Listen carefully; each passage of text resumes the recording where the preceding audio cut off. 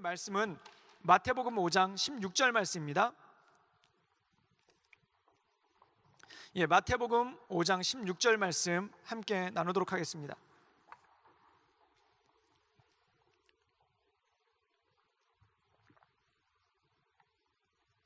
우리 한 목소리로 다 같이 읽도록 하겠습니다. 우리 다 같이 읽겠습니다. 시작.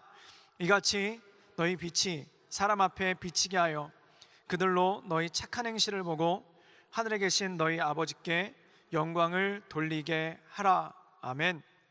그 한국 속담 중에 이러한 속담이 있습니다. 호랑이는 죽어서 가죽을 남기고 사람은 죽어서 이름을 남긴다라는 그러한 말이 있습니다. 이름을 남긴다는 뜻은 무엇일까요?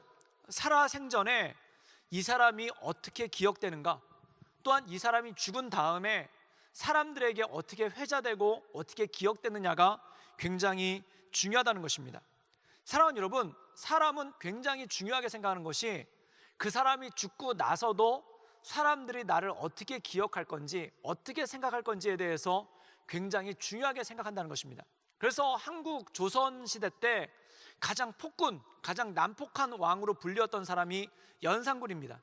근데 이 연산군이 어떤 얘기를 했냐면 이런 얘기를 했어요. 내가 지금까지 아무것도 두려운 것이 없지만 후대 사람들, 후손들이 나에 대해서 뭐라고 얘기할지 그거 하나만은 두렵다라고 얘기를 했어요. 그건 뭐냐면 사람은 자기가 죽고 난 후에도 내 이름이 사람들한테 어떻게 기억되는지, 또는 내가 사람들에게 어떻게 기억되는지에 대해서 굉장히 중요하게 생각한다는 것입니다.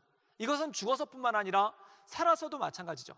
사람들이 나를 어떤 사람으로 보는가, 또한 사람들이 나에 대해서 어떻게 평가를 내리고 어떤 사람으로서 인지하는가에 대해서 굉장히 관심이 많다는 거예요. 그래서 작은 예가, 우리가 수련회나 MT를 가면은 그 롤링페이퍼라는 걸 합니다. 이 롤링페이퍼가 뭐냐면은 페이퍼 위에다 이름을 적어서 그 사람에 대해서 이렇게 한마디 적어주는 게 있어요. 그때 제가 보니까 가장 그 성의 없는 것 중에 하나가 그냥 성경구절 하나 써주는 거예요. 성경구절이 성의 없다는 게 아니라 그 사람을 위해서 기도하는 마음으로 성경구절 하나 써주면 괜찮은데 그냥 쓸 말이 없으니까 모든 사람에게 태초에 하나님이 천지를 창조하시니라 너도 뭐 이렇게 돌리면은 다 똑같으면은 별로 기분이 안 좋은 거예요.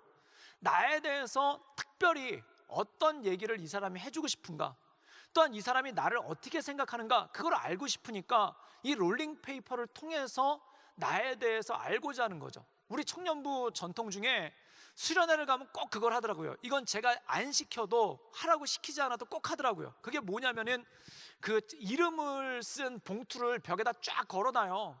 그리고 걷다가 메모지로 그 사람에 대해서 하고 싶은 편지를 손편지로 써가지고 넣는 거예요. 그러면 그게 되게 쿨하게, 처음에는 되게 쿨하게들 쳐다보거든요. 그런데 나중엔 쿨해지지가 못해요. 되게 신경 쓰여요. 이렇게 보면은 대충 보이지 않습니까? 많이 들어갔으면 약간 불룩하고 아무것도 안 들어갔으면 되게 홀쭉하거든요. 근데 그걸 갖다 이렇게 내 거 얼마나 들어왔나 이렇게 보기는 너무 모양이 빠져 보이니까 멀리서 보면서 그 수련회가 다 끝나가는데 아무도 아무것도 안 넣은 것 같으면은 괜히 마음이 초조해지고 별로 기분이 안 좋아지는 그런 현상들이 발견되죠. 저도 되게 쿨해가지고 그거 괜찮을 줄 알았어요. 근데 아무도 안 넣고 있으니까 원래 거기 제 이름이 있는 걸 봤거든요, 수련회 가서. 근데 그 리더십이 저한테 그걸 전달을 안 해주더라고요. 그래서 그걸로 봐서는 한 장도 없었구나 이런 생각이 들었는데 쿨해지지가 않더라고요. 쿨해지는 게 아니라 마음이 싸늘해지더라고요. 그런데 사람들은 그것에 대해서 은근히 관심이 많아요. 사람들이 나에 대해서 어떻게 평가를 하고 있는지, 사람들이 나에게 대해서 어떤 얘기를 해주고 싶은지, 이것에 관심이 굉장히 많더라는 것입니다.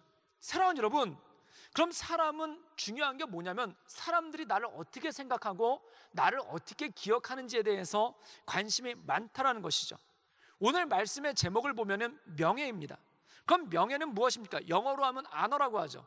근데 그 영어 제목을 보시면 알겠지만 honor라고 하지 않고 name이라고 했어요. name, 명예란 무엇인가? 다른 말로 얘기해서 사람들이 내 이름을 어떻게 기억하는가, 이게 중요하다는 거예요.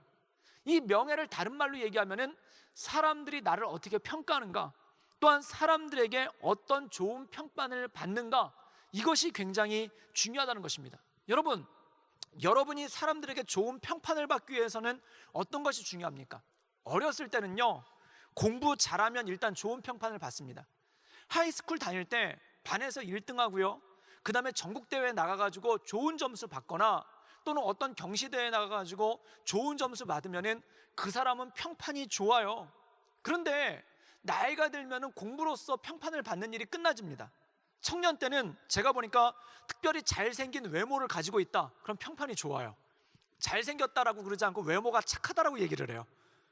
그리고 잘생긴 외모를 가지고 있다, 또한 예쁜 얼굴을 가지고 있다, 또한 키가 환칠하게 크다, 이거 굉장히 좋은 평판을 받기에 중요한 거죠. 여러분들 원빈이나 이런 분들 보면 굉장히 좋다고 그러지 않습니까? 원빈이나 현빈이나 이런 분들 보면 되게 좋다고 그러지 않습니까? 여러분들 그분들이랑 얘기해 본 적도 없잖아요. 근데 무슨 근거로 좋다고 하나요? 그게 뭐냐면 외모에서 벌써 좋은 평판을 내리는 거예요.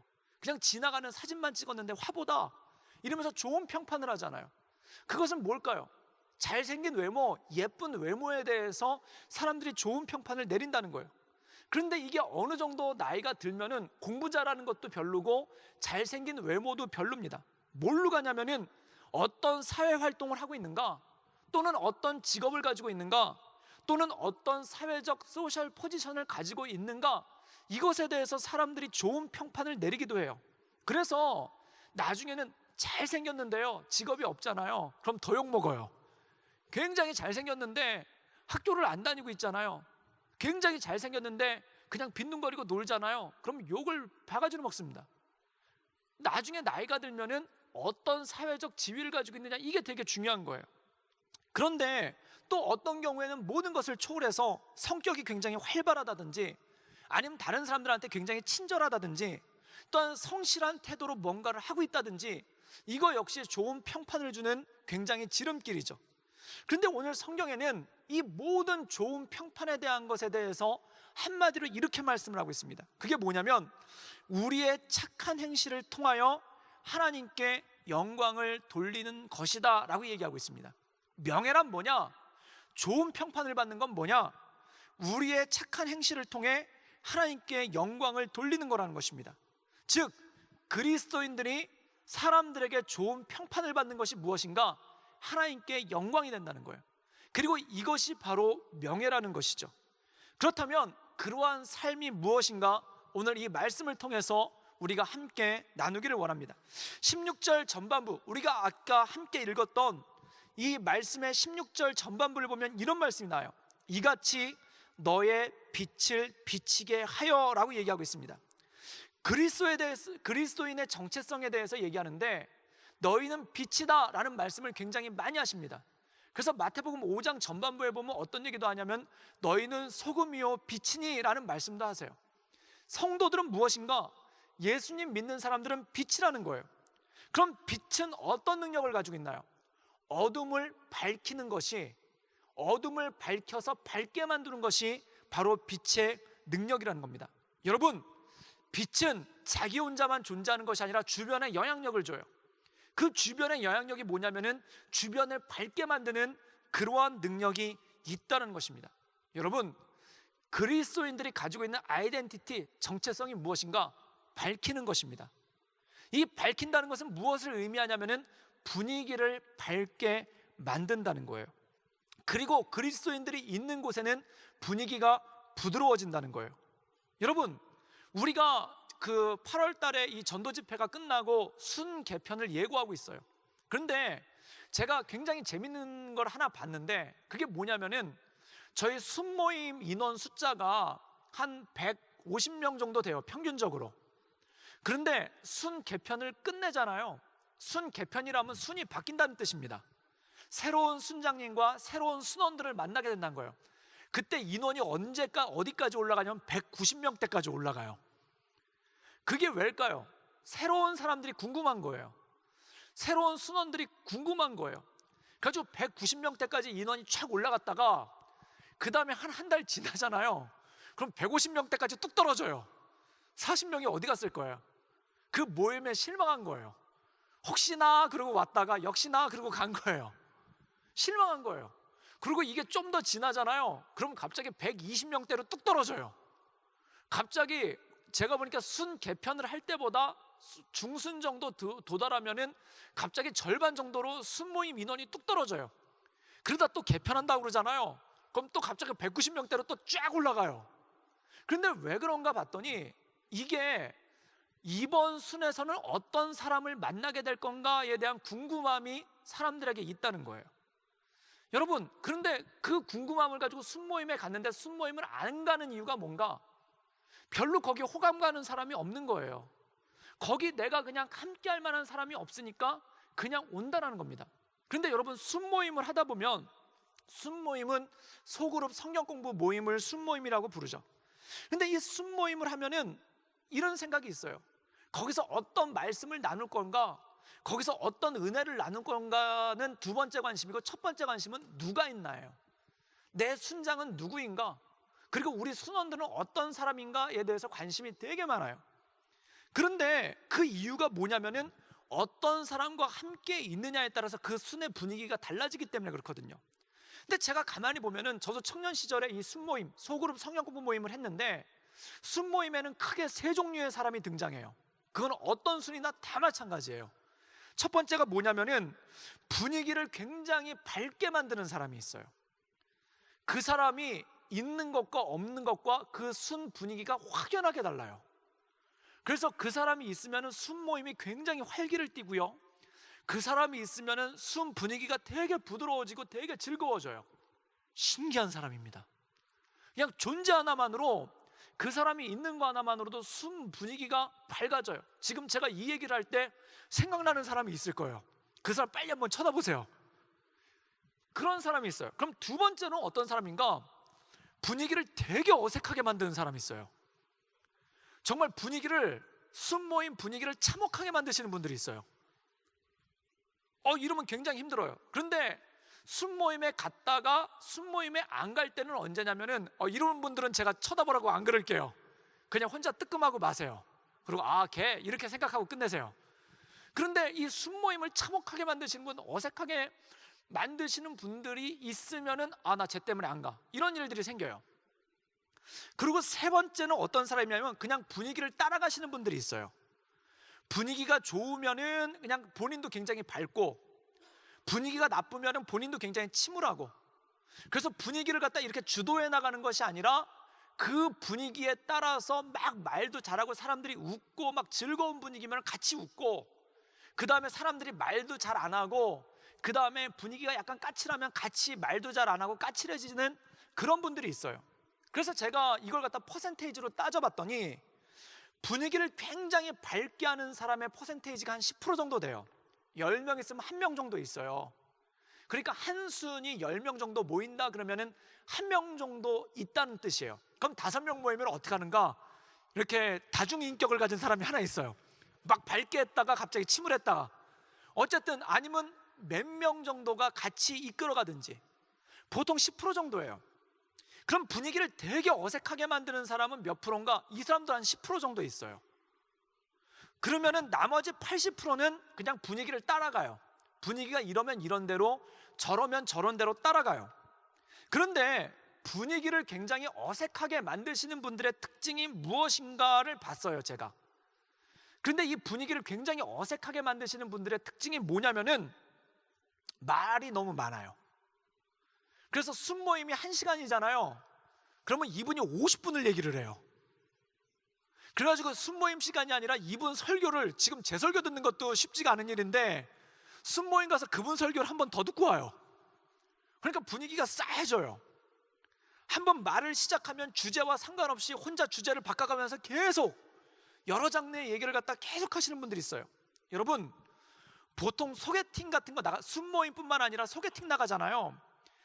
근데 제가 이렇게 가끔 이렇게 카페 같은 데서 보면은 저거 소개팅하고 있구나, 그게 대충 눈에 띄어요.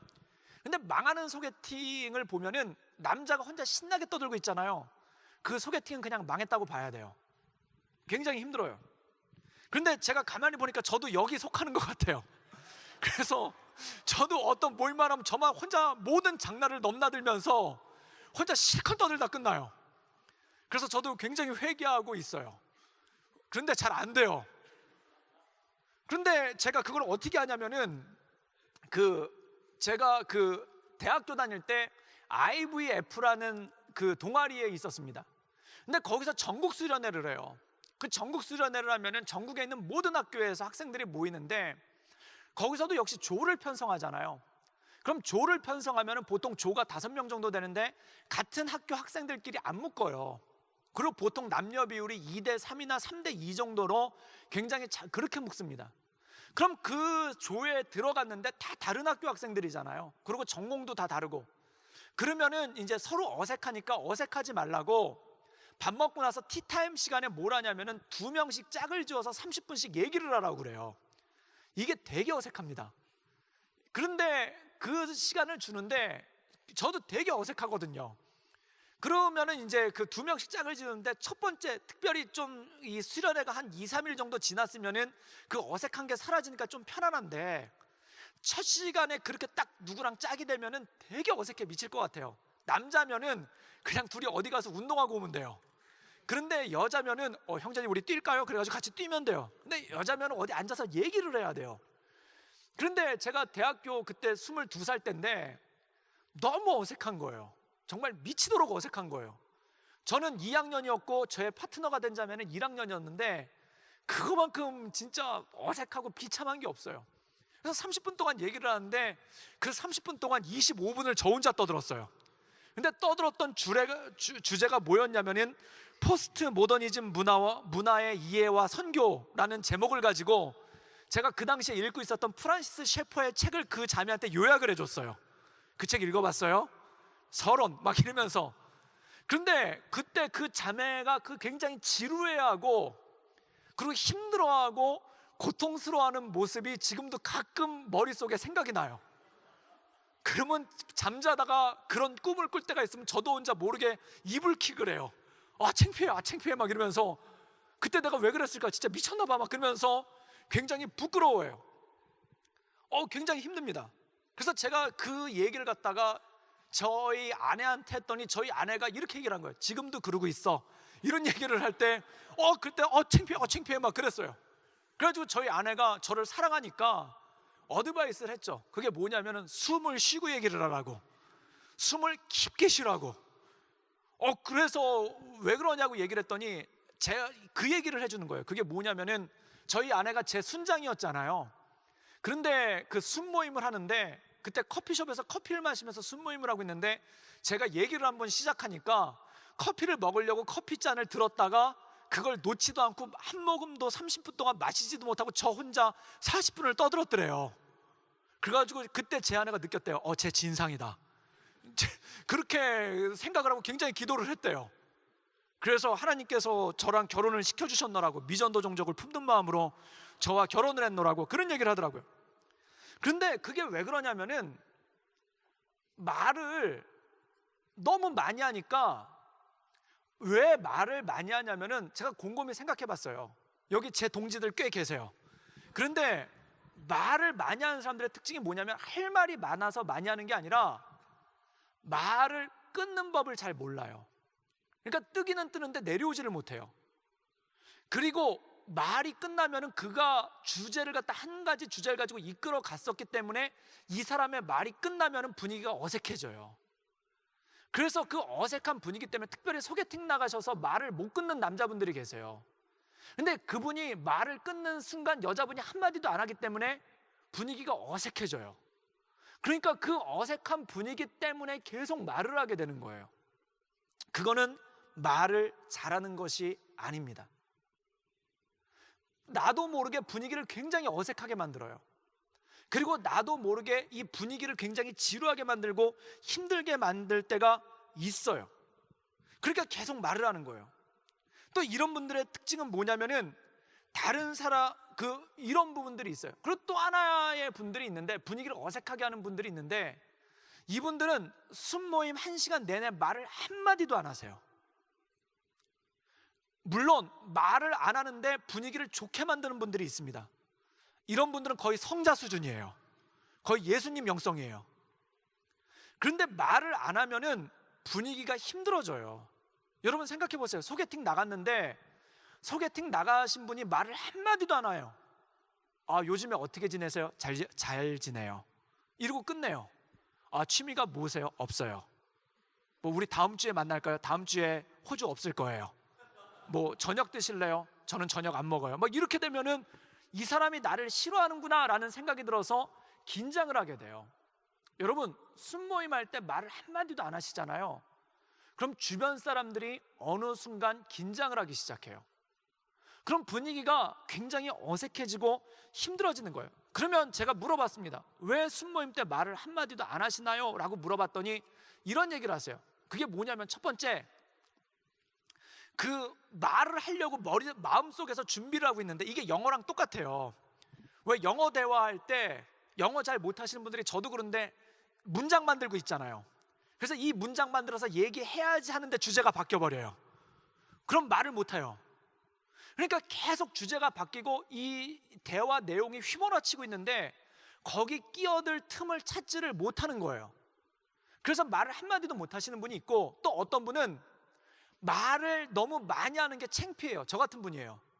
그래서 순모임 끝나고 나면은 굉장히 창피해요. 그리고 잠자다가 막 이불을 막 발로 차고, 아 창피해, 다음부터 그러지 말아야지. 그리고 순모임 가서 정말 그러지 말아야지, 그리고 말을 한마디도 안 해요. 극단적으로 조정을 하는 거죠. 그러다가 말이 한번 풀리면 또 말을 쫙 했다가 또 집에 와서 후회해요. 그러니까 말을 해도 후회, 안 해도 후회해요. 이러면 굉장히 힘든 거예요. 사랑하는 여러분, 또 어떤 분들은 아예 딴 생각을 하고 있느라고, 지금 말씀에 대해서 얘기를 하고 있는데 아예 딴 생각을 하고 있느라고 한마디도 안 하시는 분들이 있어요. 여러분, 그런 분위기가요 굉장히 어색해지고 다른 사람을 긴장하게 합니다. 그래서 말을 한마디도 안 하잖아요. 그럼 다른 사람들이 어떻게 느끼냐면은, 지금 이 사람이 기분이 나쁜가? 내지 아니면 지금 이 사람이 나랑 이야기하는 것이 싫은가? 라는 그런 마음을 갖기 때문에 사람을 본의 아니게 긴장을 시켜요.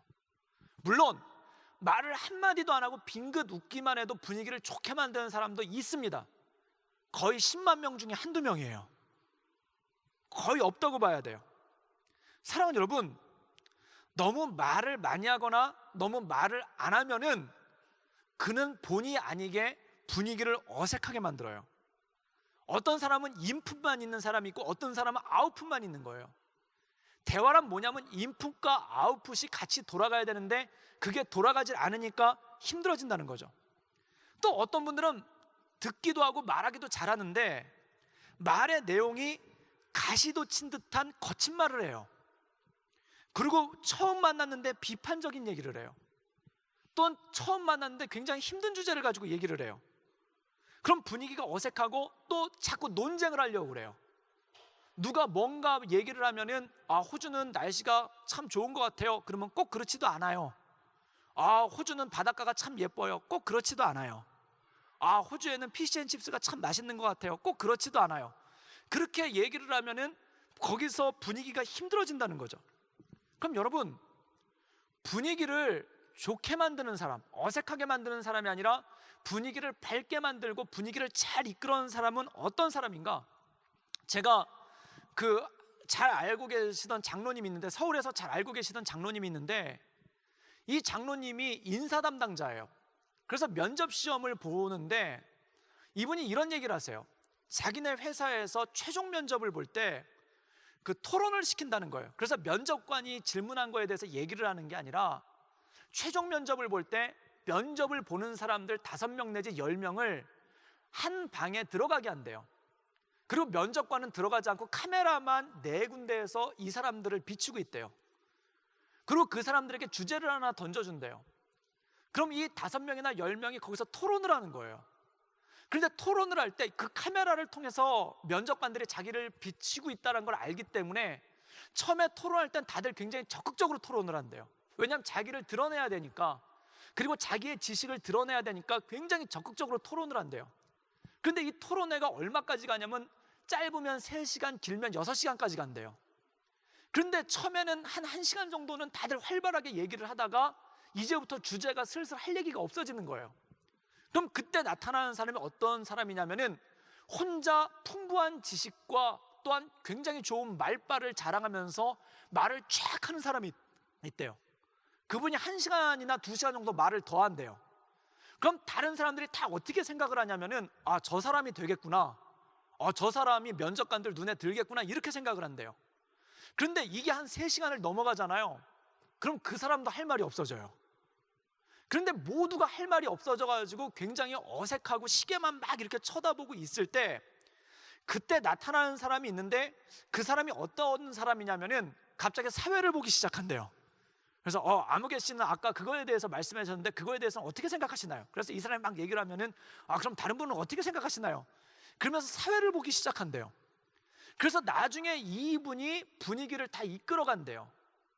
그러면은 어떤 사람을 뽑냐면은 말을 혼자 잘해가지고 사람들 앞에서 강연을 하거나 자신의 지식을 드러내는 사람이 아니라 그 모두가 말할 수 있는 분위기를 만들어낼 수 있는 사람을 뽑는다는 거예요. 여러분, 연예인 중에, 개그맨 중에 가장 유명한 사람이 누구냐면은 유재석이라는 사람이 있습니다. 이 유재석이라는 분은 혼자 개인기가 굉장히 뛰어나거나 혼자 스탠딩 코미디를 해서 사람을 웃기는 그런 캐릭터가 아니에요. 그래서 그런 코미디가 유행하던 당시에 무대에 사람을 나오게 해서 웃겨봐 그래가지고 웃기던 코미디가 있었을 때, 그런 스테이지 코미디가 있었을 때 이분은 거의 무명에 가까웠어요. 근데 이분이 잘하는 능력이 뭐냐면 토크쇼를 진행하는데 거기에 나와 있는 사람이 굉장히 재미없는 사람, 거기에 나와 있는 사람이 굉장히 말을 잘 못하는 사람인데도 불구하고 이분이 사회를 보면은 모두가 얘기를 하면서 분위기가 좋아지는 거예요. 그리고 상대방이 재미없는 얘기를 했는데 그걸 한번 받아쳐 주는데 그게 갑자기 재밌어지는 거예요. 그래서 이분이 국민 MC라고 불리우는 이유가 바로 그겁니다. 그리고 아나운서 중에 이금희 아나운서가 여자분들 중에 사회를 제일 잘 보는 분이에요. 근데 이분은 아침마당, 지금은 이제 그만하시는데 아침마당이라는 프로그램을 했는데 그걸 19년 동안 하셨어요. 근데 이분의 특징은 뭐냐면은 거기 그 아침마당에 별 사람들이 다 나와요. 시골에서 농사 짓던 할아버지, 그 다음에 이혼을 앞둔 부부, 그 다음에 지금 대학 입시를 끝낸 청년, 그리고 여러 가지 무슨 큰 병에 있었다가 나음을 받았던 사람, 그 다음에 그냥 시장터에서 장사하시는 할머니, 아주머니, 이런 분들이 나와서 토크를 하는데, 얘기를 하는데, 이 이금희 아나운서의 뛰어난 점이 뭐냐면 거기 되게 말 못하시는 분들도 많이 오시거든요. 그런데 그분들이 말을 잘 할 수 있도록 유도를 해주고 그분들이 말을 잘 할 수 있도록 그거를 이끌어주는 거예요. 그게 무엇일까요? 이분들의 능력은 자기가 말을 잘하거나 자기가 능력 있는 게 아니라 다른 사람들이 말을 잘할 수 있도록 도와주는 거예요.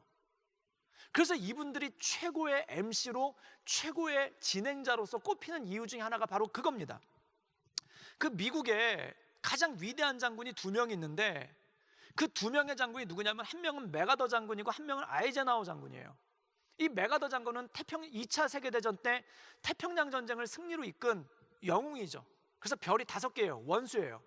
그 다음에 아이젠하워 장군은 2차 세계대전 때 유럽에서 이 노르망디 상륙작전을 직접 지휘해서 독일을 항복하게 한 그런 장군이죠. 둘 다 되게 뛰어난 장군이에요. 그런데 그들 가운데 우열을 따지자고 하면 누가 더 낫냐를 물어보면은 메가더가 전술도 그렇고 군인적인 자질도 그렇고 능력이나 판단력, 그래서 이 메가더를 최고로 꼽는 것 중에 하나가, 이 메가더 장군은 한국 사람한테 굉장히 친근한 사람 아닙니까? 좀 있으면 그 인천 상륙작전이라는 영화가 개봉하는데 이 인천 상륙작전을 직접 기획하고 진행한 사람이에요. 근데 이 인천 상륙작전은 확률로 보면은 5,000대 1이래요. 성공할 확률이.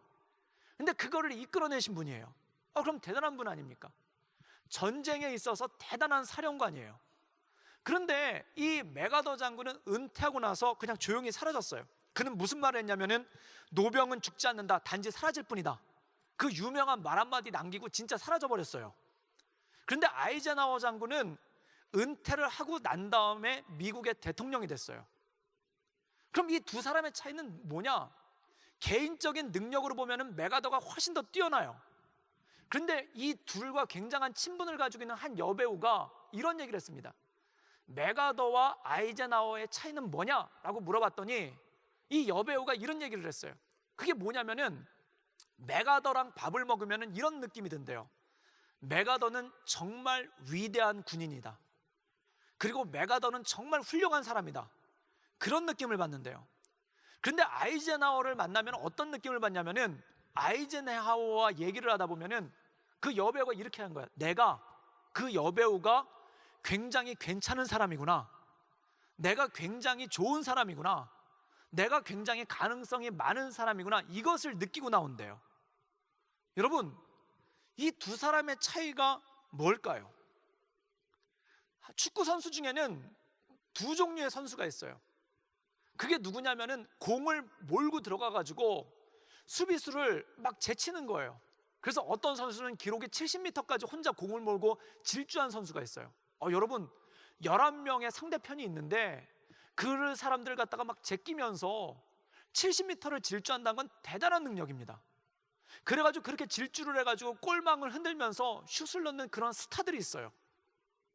그런데 축구 선수 중에는 어떤 사람들이 있냐면 뒤에 후방에 서서 그라운드 전체를 살펴보면서 누구한테 공이 가면 좋은지, 또한 어떤 사람한테 공을 패스를 해주면 좋은지를 보고 공을 패스해주는 사람이 있어요. 그런데 그 사람이 누구냐면 이영표 선수입니다. 한국에선 지금 은퇴하셨지만 이영표 선수가 그런 캐릭터예요. 그는 공을 몰고 돌진하지 않아요. 그런데 그에게 공이 오면은 빈 곳을 향해서 공을 찔러줘서 다른 공격수들이 그 공을 받아서 공격을 원활하게 할 수 있도록 도와주는 사람이 그 선수예요. 그래서 그가 하는 축구는 뭐냐면, 어떤 분이 이렇게 얘기를 했어요. 어떤 선수는 10명의 동료와 상관없이 자기 혼자 축구를 하는 사람이 있다.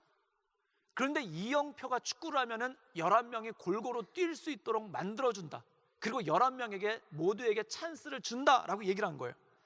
그래서 한 광고를 보면 이런 광고가 나와요. 어떤 선수가 골을 넣고 굉장히 기뻐하는데 그 뒤에서 멀리서 환하게 웃고 있는 이영표 선수의 모습이 나와요. 그러고 난 다음에 그 밑에 자막이 뭐라고 깔렸냐면은 이영표는 우리에게 그런 선수이다 라고 얘기를 해요. 이게 뭘까요? 사랑하는 여러분, 빛은 뭐냐면은 다른 대상물을 빛나게 해주는 것이 빛입니다. 분위기를 좋게 만드는 사람은 어떤 사람이냐면은 자기의 뛰어남을 드러내는 사람이 아니라 다른 사람을 비춰주는 사람이에요. 여러분, 이 시드니에서 유명한 축제 중에 하나가 비비드라는 게 있어요. 비비드는 뭘까요? 건물에 조명을 비춰가지고 건물을 아름답게 보이도록 하는 거예요. 근데 이 비비드가 어떻게 기원이 됐나를 제가 알아봤더니 이 비비드 축제가 생긴 지 얼마 안 되더라고요. 몇 년 안 되더라고요. 근데 이 비비드가 생긴 이유가 뭐냐면은 시드니에 굉장히 낡고 오래된 건물 있잖아요. 그런데 이 낡고 오래된 건물이 너무 흉물스러워가지고 그걸 갖다 이렇게 조명으로 처음에 비췄대요. 그런데 그게 너무 예뻐가지고 다른 건물에 다 비추기 시작해서 이 비비드라는 축제가 시드니에 생긴 거예요. 여러분, 빛은 무엇인가? 내 옆에 있는 사람을 아름답게 만들어주는 거예요. 아무리 흉물스럽고 낡고 볼품없는 건물이라도 빛이 비춰지면은 그 건물이 너무 아름답게 보이는 거예요. 빛은 바로 그것입니다. 주님은 너희는 빛이다 라고 얘기를 하고 너희의 착한 행실을 통해서 라고 얘기를 합니다. 우리의 착한 행실이란 건 뭘까요? 내가 어떤 선을 행하는 거, 물론 선을 행한 건 여러 가지 종류가 있어요. 가난한 사람을 도와주고 또한 어떤 봉사를 하고 섬김을 하는 거 있어요. 그런데 궁극적으로 빛의 속성이 가지고 있는 착한 행실은 뭐냐면 다른 대상을 빛나게 해주는 겁니다. 나를 빛나게 하는 것이 아니라 다른 대상을 빛나게 해주는 거예요. 다른 대상을 돋보이게 해주는 거예요. 그 사람이 낡고 초라하고 볼품이 없는 사람이라 할지라도 그 사람을 비춰서 빛나게 해주는 능력이 바로 빛의 능력이라는 것입니다. 사랑하는 여러분, 그것이 바로 그리스도인의 진정한 모습입니다. 여러분 주변 사람을 빛나게 해주는 사람이 되기를 주님의 이름으로 축복합니다. 세상에는 2명의 종류의 사람이 있어요. 그런 얘기를 누군가 하더라고요. 지금 꽤 오래된 영화인데 원빈이란 분이 나온 아저씨라는 영화가 있어요. 거기 최고의 장면 이거죠. 원빈이란 분이 이렇게 위에 상의를 벗고 그렇게 우통을 벗고 이렇게 막 몸에 이 초콜릿 복근을 자랑하면서 거울을 보고 이렇게 자기 머리를 이렇게 미는 장면이 있어요. 그게 최고의 아저씨의 가장 아름다운 장면이라고 그래요. 그래가지고 어떤 자매가 자기 남자친구랑 가가지고 그거를 봤는데 별로 안 멋있더래요. 그래서 왜 안 멋있지? 그러고 나오다가 자기 남자친구를 봤는데 자기 남자친구가 오징어처럼 보였대요. 그런 사람이 있어요. 주변 사람을 오징어로 만드는 사람이 있어요. 그 사람은 되게 빛나는데 그 사람 옆에 쓰면 다 오징어가 돼요. 갑자기 다 건어물이 되고 다 이렇게 해양생물이 돼요. 그 사람 자체는 너무 멋있는데 그 사람 옆에 서면은 내가 되게 초라하게 느껴져요. 여러분, 그러면 그 사람 주변은 잘 안 가려고 합니다. 제가 뭐 원빈 씨가 싫다는 얘기가 아니고요. 여기 혹시 원빈 씨 팬 있으면은 원빈 씨를 비방하는 건가요? 그게 아니에요. 정말 멋있는 사람인데 그 옆에 서면 내가 초라해질 것 같으면 사람들은 그 옆으로 잘 안 가요. 멀리 떨어지려고 그래요. 어떤 형제가 그런 얘기를 하더라고요. 사람들이 자기랑만 사진을 찍으려고 한대요. 그 이유가 뭐냐면은 그와 사진을 찍으면은 얼굴이 조그매 보인대요. 그래서 다들 막 그 형제랑 막 우리 같이 사진 찍어요 그런대요. 그가 바로 그리스도인입니다. 그리스도인은 누구인가? 주변 사람을 빛나게 해주는 거예요. 내 뛰어남을 보여줘서 주변 사람을 다 오징어를 만들어 버리는 게 아니라, 주변 사람들을 다 건어물을 만들어 버리는 게 아니라, 뭐 내가 잘생긴 걸 어쩌라고, 그런 차원이 아닙니다. 세상에 사람을 평가하는 게 외모만 있겠습니까? 같이 순모임에 가서 큐티를 나누잖아요. 그러면은 갑자기 한숨이 나올 때가 있어요. 야, 쟤는 저렇게 잘 나가는구나. 제가 한번 한숨을 쉬었을 때가 그때예요. 언제냐면은 제가 인도하던 성경 공부 모임이 그 부잣집 자제들, 재벌 2세 3세들이 모이는 그런 모임이에요. 거기 어떤 형제가 굉장히 고통스러워하면서 저희 집이 망했어요. 그래서 어제까지 포르쉐를 탔는데 아버지가 그랜저를 갖다 주면서 너는 이거나 타라고 그랬어요. 그러면서 막 우는 거예요. 그때 제 차는 마티즈였어요. 그래서 제가 속으로 생각했어요. 난 죽으란 말이냐? 순모임을 할 때 본인은 고통을 나눴는데 다른 사람은 마음 가운데 힘듦이 있을 때가 있어요. 본의 아니게 그런 거예요. 그런데 어떤 사람과 순모임을 하면은 용기를 받아요. 어떤 사람과 순모임을 하면은 힘을 받아요. 힘을 받게끔 하는 사람들이 있어요.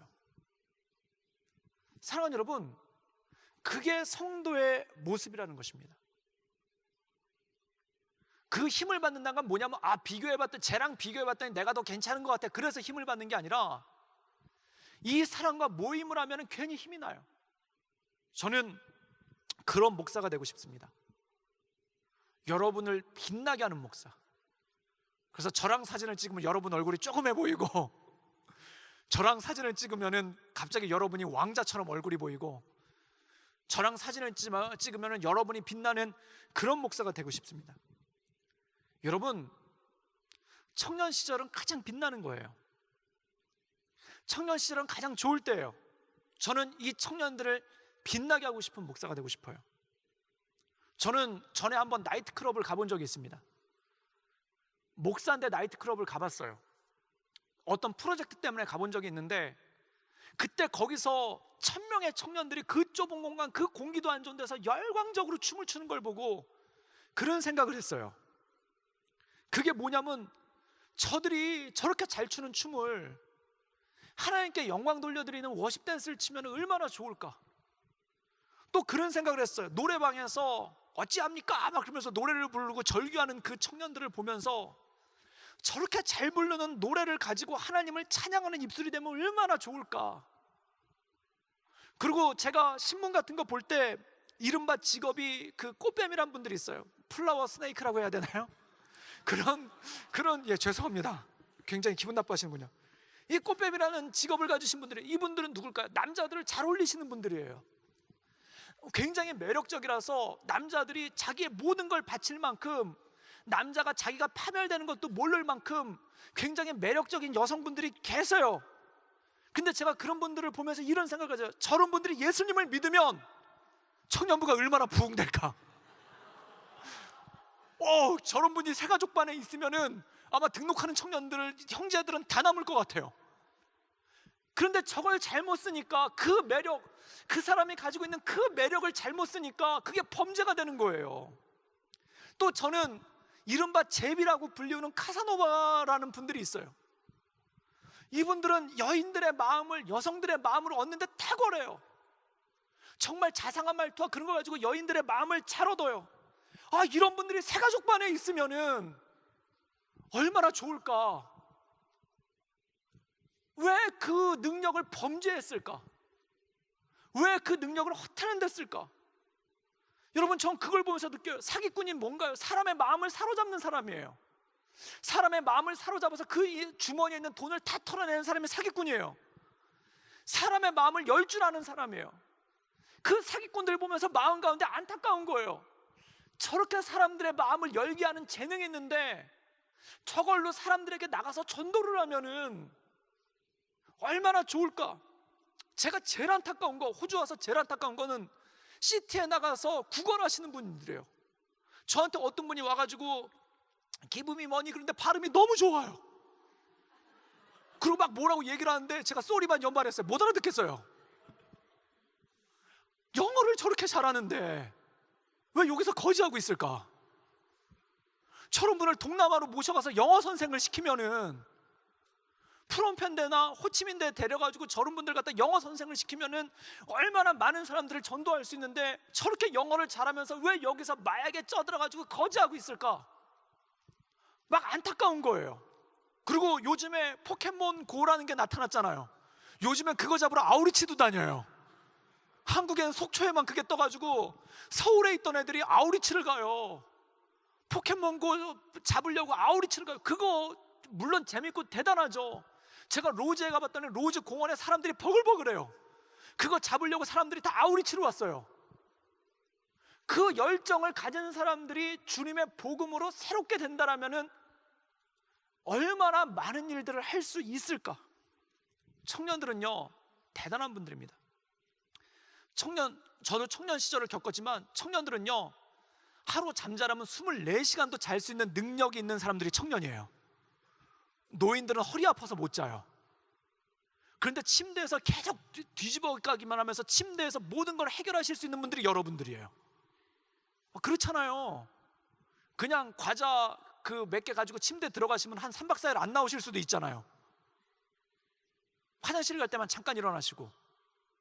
그리고 제가 깜짝 놀랐어요. 우리 예배가 2시인데 늦잠 자느라고 2시 예배를 못 드렸대요. 그래서 저녁 시티 예배를 오셨어요. 대단한 분들이에요. 그런데 이런 분들이 어쩔 때는요, 이틀 밤을 새우면서 일을 할 수 있는 열정이 있을 때가 있어요. 청년들이 그렇습니다. 이틀 동안 잠만 자 48시간 동안 잠을 잘 수 있는 능력도 있지만 48시간 동안 잠 안 자고 뭔가를 해서 집중하고 깨어있을 수 있는 능력이 있어요. 여러분, 저는 PC방에서 그 열정을 봤어요. 2박 3일 동안 커피를 쏟아가면서 2박 3일 동안 배고픈 줄도 모르고 2박 3일 동안 화장실 가는 것도 아까워서 쩔쩔매면서 거기서 수많은 게임 머니를 획득하고 거기다 돈도 써요. 막 신용카드로 결제하는 소리가 나요. 그 열정을 봤어요. 그런데 그 열정이 선한 것으로 바뀐다면 그 청년의 때가 얼마나 빛이 나겠습니까? 여러분, 청년이 가진 가장 큰 특징은 뭔지 아십니까? 청년은 사람들의 마음을 뛰게 해요. 청년은 매력적이에요. 여러분이 못 느끼실 거예요. 왜냐하면 사람은 자기가 가지고 있는 거 몰라요. 여러분 굉장히 매력적이에요.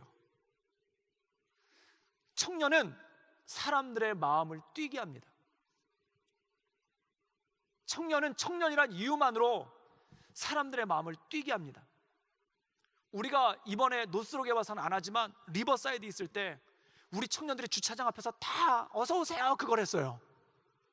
적을 때는 10대 명, 많을 때는 40명까지 거기서 다 어서 오세요 했어요. 그때 물론 굉장히 심드렁한 표정으로 쟤들 뭐야 이런 분들도 있었지만 다들 막 손을 흔드세요. 그리고 어떤 장로님은 저한테 와가지고 이런 얘기를 했어요. 교회 오는데 청년들 몇십 명이 그렇게 손을 흔드는 모습을 보니까 마음이 환해지는 것 같다고, 매주 하라고. 그래서 그건 좀 힘들겠다고 말씀드렸어요. 전에 아우리치 발대 예배를 할 때 저희 청년들이 100여 명의 청년들이 이 강단에서 워십 댄스를 했어요. 그때 어떤 분이 그런 얘기를 했어. 내 가슴이 뛰는 것 같다고. 젊은이들이 그런 모습을 하는 걸 보면서 내 가슴이 뛰는 것 같다고. 여러분, 그게 청년이에요. 우린 단지 모여서 노래를 불렀을 뿐인데, 우리는 단지 모여서 인사를 했을 뿐인데, 우리는 단지 모여서 뭔가 하나를 했을 뿐인데 사람들의 가슴이 뛰어요. 그게 청년이에요. 저는 미원 빌딩이란, 여의도에 있는 미원 빌딩 14층에서 새벽 예배를 드린 적이 있습니다. 그때 6시부터 새벽 예배를 드리는데 엘리베이터가 그때 몇 시에 오픈이냐면 6시에 오픈이에요. 근데 스타프들이 5시 반부터 나와가지고 새벽 예배를 준비해야 돼요. 회사 사무실, 회의실을 빌려서 새벽 예배를 드렸어요. 그럼 5시 반에 엘리베이터를 오픈시키기 위해서 거기 있는 경비 아저씨한테 굉장한 아양을 떨어야 돼요. 30분이나 일찍 열어달라고 하니까 그 규정이 없는 거거든요. 그러니까 그분들도 사실 쉬는 시간이고 주무시는 시간인데 나와서 그걸 해줘야 되니까 번거로운 일이에요. 그래서 그분들한테 가가지고 막 아양을 떨어요. 그래서 막 과자도 갖다 드리고 바카스도 갖다 드리고 막 그 앞에서 막 이르기도 하고 막 별짓을 다 하면서 그분들이랑 친해지려고 해요. 그런데 그분들 중에 예수님 안 믿는 분들도 되게 툴툴거리면서 하세요. 어떤 분은 되게 싫어하면서 하고 좀 안 하면 안 되냐고 그러신 분들도 있었어요. 근데 1년 지나니까 거기 있는 분들을 모아놓고 제가 이렇게 한번 인사를 드렸던 적이 있는데, 그 중에 예수님 안 믿는 한 분이 이런 얘기를 하는 거예요. 내가 참 신기한 걸 봤어. 그래요. 그래서 뭘 보셨는데요? 라고 얘기를 했더니 그 미원 빌딩은 1층부터 4층까지가 식당이랑 술집이에요. 그리고 4층에는요 4층 전체가, 그 빌딩이 20층이 넘는 굉장히 큰 빌딩인데 4층 전체가 다 술집이에요. 그런데 그분이 이런 얘기를 한 거예요. 자기는 새벽 6시까지 술 먹는 사람은 20년 동안 거의 경비를 하면서 봤대요. 그런데 새벽 6시에 기도하겠다고 나오는 청년들을 보니까 자기 가슴이 뛴다라는 거예요. 자기는 예수님을 안 믿는데 새벽 6시까지 술 마시는 청년들만 보다가, 새벽 6시까지 술 마시고 엘리베이터 열릴 때까지 술 마시다 엘리베이터 열리면 곤드레 만들어야 돼서 나오는 그런 젊은이들만 보다가, 새벽 6시에 기도하겠다고 나오는 그 젊은이들을 보니까 자기 마음이 뛰면서 아, 한국에 희망이 있겠구나라는 그런 느낌을 받았다는 거예요. 여러분, 청년은 그런 존재입니다. 청년은 그 살아있는 존재만으로 사람들의 가슴을 뛰게 만들어요. 그런데 그 사람들의 가슴을 뛰게 하는 청년들이 PC방에서 2박 3일 동안 코피를 쏟고 있다면, 나이트에서 거기서 자기의 열정을 그렇게 불태우고 있다면, 그리고 2박 3일 동안 침대에서 나오지도 못하고 그 안에서 굴르고만 있다면, 자기의 열정을 불태울 곳을 알지 못해서 그렇게 살고 있다면 이것이 얼마나 슬픈 일입니까? 여러분, 제가 여러분들에게 합창 연습을 시키고 있어요. 저는 노래를 못해요. 저는 그 악보를 잘 못 봐요. 저는 음악의 조예가 깊지도 않아요. 그런데 여러분들한테 합창 연습을 시키고 있어요. 왜일까요? 저는 작년에 멜번 가서 여러분들이 합창하는 모습을 보고 가슴이 뛰었어요. 그리고 그걸 보고 기뻐하시는 여러 사람들을 봤어요. 물론 예수님은 안 믿었어요. 그런데 젊은이들이 뭔가 한 가지 목표를 가지고 모여서 뭔가를 하고 있다는 거에 사람들이 밝은 기운을 받는 거예요. 그리고 그 젊은이들이 함께 모여서 하나님을 찬양한다는 것에 나이 드신 그런 장로님들, 권사님들, 집사님들의 마음을 뛰게 하고 그들에게 도전을 주는 거예요. 여러분, 젊다는 이유 하나만으로 세상을 깨울 수 있는 능력이 여러분들에게 있습니다. 젊다는 이유 하나만으로 마음이 굳어버리고 마음이 차가워버리고 더 이상 소망이 없다라고 느끼는 그 어른들의 가슴을 다시 한번 뛰게 할 수 있는 동력이 여러분들에게 있습니다. 여러분, 그럼 빛을 비춰야 되지 않겠습니까? 빛을 비춰야 되지 않겠습니까? 저는 그런 상상을 해요. 여러분들이 찬양할 때, 저는 이 더 보이스 이거 할 때 우리끼리만 하지 말고, 그래서 어른들을 다 오시라고 그랬어요. 그래서 여러분들 엄마 아빠도 다 오시라고 그랬어요. 아, 창피해, 막 이런 분들도 있어요. 엄마 오면 저 안 갈 거예요, 막 이런 분들도 있어요. 근데 여러분들 어머니 아버지 다 오시라고 그랬어요. 왜 그럴까요? 여러분들이 함께 모여서 찬양할 때 그들의 가슴이 뛰기 때문에 그래요. 그리고 여러분들이 스트라스 광장에서 제가 볼 때 한 150명 정도가 될 것 같은데 그들이 할렐루야를 합창할 때 그것을 듣는 사람들 가운데 가슴이 뛰는 사람이 얼마나 많이 있겠습니까? 여러분, 길거리에서 버스킹을 할 때 태국 사람들 와가지고 차력하시는 분들이 있어요. 그거 보고 신기해는 하는데 가슴은 안 뛰어요. 그런데 우리가 찬양하고 하나님의 이름을 높일 때 그때 가슴이 뛰는 거예요. 제가 멜번에서 여러분들이 찬양할 때 우리가 멜번에서 저희 청년들이 찬양할 때 그 옆에 태국 사람 둘이 이렇게 차력하시는, 우와! 막 그러면서 우통 벗고 차력하시는 분들이 있어요. 그거 구경하던 분이 와가지고 저희 걸 봐요. 그리고 저보고 묻는 거예요. 네가 리더냐고. 제가 그때 그걸 잘 못 알아버려서 쏘리 그랬어요. 근데 나중에 곰곰이 생각해보니까 그건 것 같아요. 근데 그분이 저한테 그러는 거예요. 제가 알아들었던 몇 가지 단어가 있어요. beautiful, 그 다음에 excellent, 이걸 알아들었어요. 그리고 그분이 눈이 촉촉해요. 왜 그럴까요? 그 밝은 기운을 받기 때문에 그렇다는 겁니다. 사랑하는 여러분, 청년이라는 이유 하나만으로 세상을 밝히기에는 충분합니다. 그런데 그 세상을 밝혀야 되고 세상에 소망을 줘야 될 청년들이 그 빛을 잃어버린다면 그것은 얼마나 슬픈 일이겠습니까? 여러분, 여러분이 모여있는 것 자체만으로도 잘하고 못하는 건 두 번째 문제예요. 잘하고 못하는 거는 그 다음 일이에요.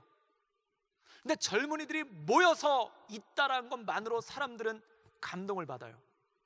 그리고 그 젊은이들이 함께 하나님을 찬양할 때 잠자던 영혼들이 깨어나는 거예요. 그 마음이 굳어있는 사람들이 깨어나는 거예요. 여러 가지 힘들고 지쳐있음에 있었던 사람들이 마음이 깨어나고 거기서 안식을 얻는 거예요. 여러분, 저는 여러분들이 그렇게 쓰임받기를 원합니다. 언제까지 PC방에서 여러분의 젊음을 불태우시겠습니까?